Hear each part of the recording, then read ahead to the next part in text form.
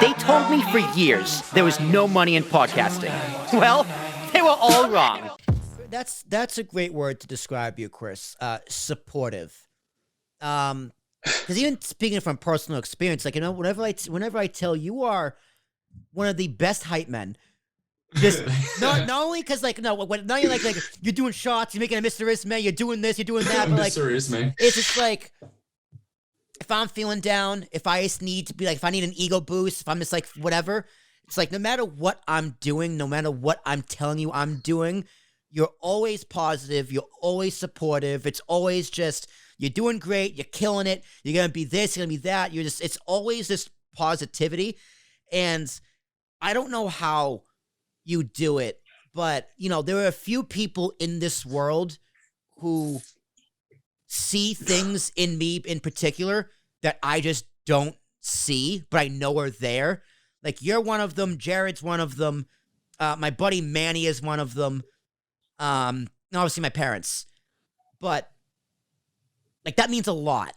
That it just, I don't know how to explain it, but it's just the fact that you're always there and you always are supportive and you always know just how to hype me up and just make me feel better. It really is a testament to who you are as a person and who you are as a friend.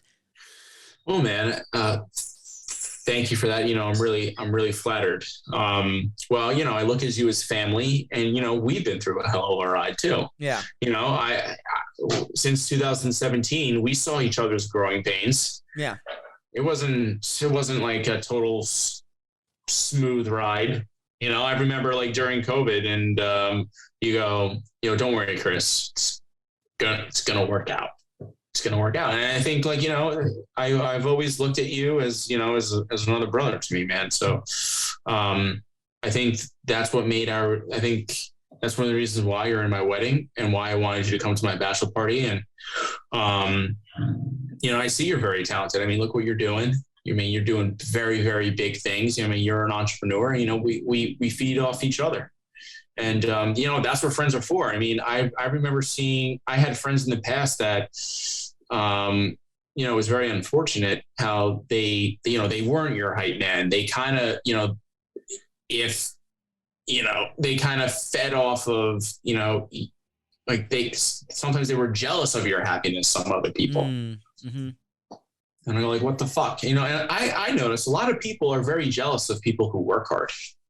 Or like who are like always like, you know, or I think people are personally threatened by work ethic. Dude, I've been told that a lot, because I've been told that people, Jared told me this. He's like, dude, people are intimidated by you.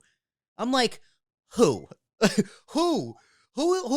Like, I'm not an intimidating person. Cause I think of intimidation, I think, like, you know, personally, like a big, you know, even a big presence. Like, someone walks, like Johnny Manziel, he's got a big presence. Like, he was intimidating. Not because he's physically humongous, but, you know, he's a presence.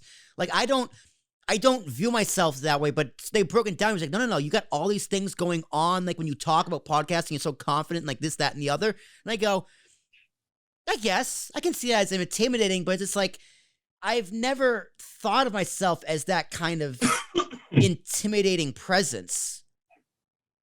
No, you're not. I wouldn't really put it that way. I mean, it's just you know what you want. You're executing on it, and you know, and other people like to really tend to go back and forth, or you know, and also you're taking risks. That's very aggressive. Yeah. The work ethic, definitely. I've been like, damn, my work ethic really is. It really is that good. It's not pat myself on the back. I'll pat you on the back there too, brother. I mean, it's important. Also, you know, I mean, hey, I have days where you know, I could be a little bit down, but you know, you know, as you know, Carly knows, but you know, but as I always say, you gotta pack up the bootstraps a little bit, and you gotta be like, okay, I gotta get back on the saddle here. Sometimes I do have the mentality of just like, dude, just deal with it. Like, just nothing you can do about it. You just gotta deal with it. Like, my mom was asking me the other day, because I get my anxiety from her. Like, you know how anxious I can be, and I get it from her.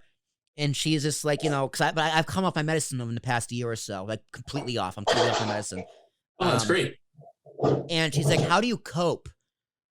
And I go, I don't know, to be honest. Well, it helps that one, my life is very stable.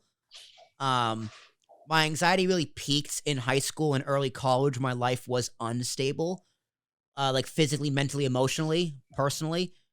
But now, you know, I got friends I love hanging out with. I got a girlfriend I'm obsessed with. I got a job I love. I got a side business I'm struggling with, but I'm still loving. I got all my passions. Like, I live on solid ground. So it's easier to get off of my anxieties when I am having on solid ground. But when it does happen, I kind of channel it towards my work. Like, after this podcast is done, like, this has a deadline. It's getting, we're recording this on February 24th, but it's getting released on March, I think, 21st, give or take. So, like, you know, I know what I have to do before that. I got to edit all the clips and make sure the upload is scheduled and sent over and scheduled for social posts. So, like, that stresses me out. But I use it to make sure I get it done. Because sometimes it's like, you know, someone gives me a job or like a task to do at work. It's just like, all right, let me just get this out of the way. Let me just get it done now. Like, I don't wait around for stuff. Neither do I. Usually when someone gives me a task, I'm like, okay. So it's like, I channel my energy, but it's like, well, doesn't that make you anxious? Doesn't that stress you? I'm like, yeah, but stressing out isn't going to make it get done any better. Sometimes you just got to power through, don't complain, and just do it. And just do it. You just got to do it. Remember what my cousin Jake said? I live my life through fear. What's the other thing He's like, I live my life in fear. I was like, whoa, that's not healthy. That's what gets me up every day. He goes, I don't eat coffee. I live my life in fucking fear.